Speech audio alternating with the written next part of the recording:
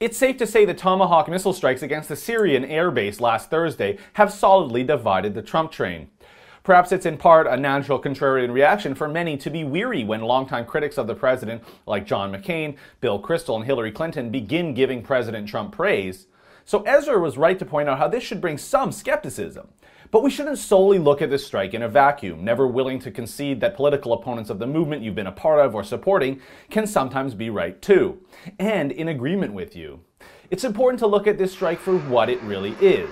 A renaissance of American military might after 8 years of leading from the rear and slowly seeing American power and American resolve degraded by Barack Obama. And the overall message this strike sends around the world today.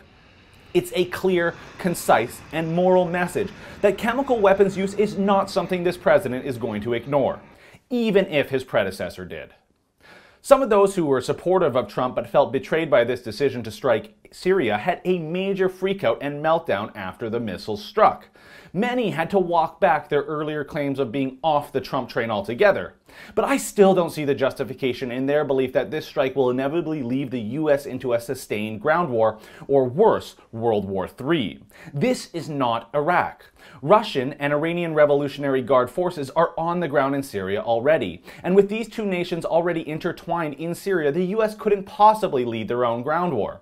So while boots on the ground may happen for US servicemen and women, I am not convinced that it will be without Arab soldiers side by side from countries like Egypt, Jordan, and yes, even Saudi Arabia, who I'll remind you is still a US ally.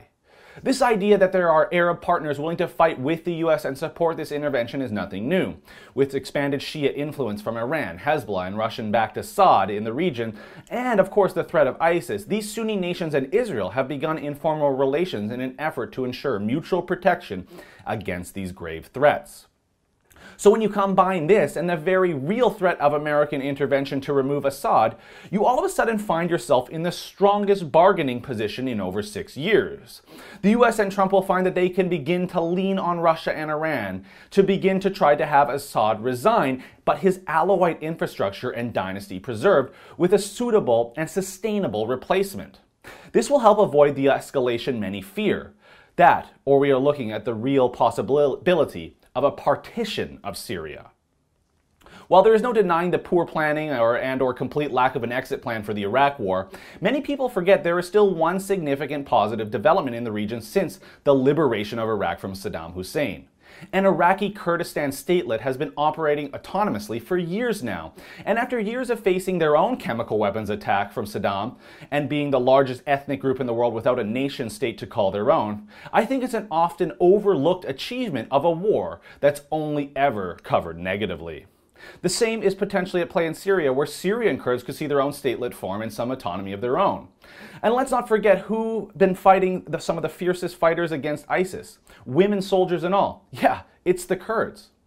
You don't have to agree with me or John McCain or Donald Trump on these strikes, but to assume that this will develop into another Iraq war or even worse is a little premature.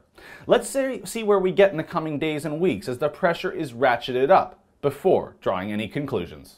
For the Rebel.media, I'm Christopher Wilson.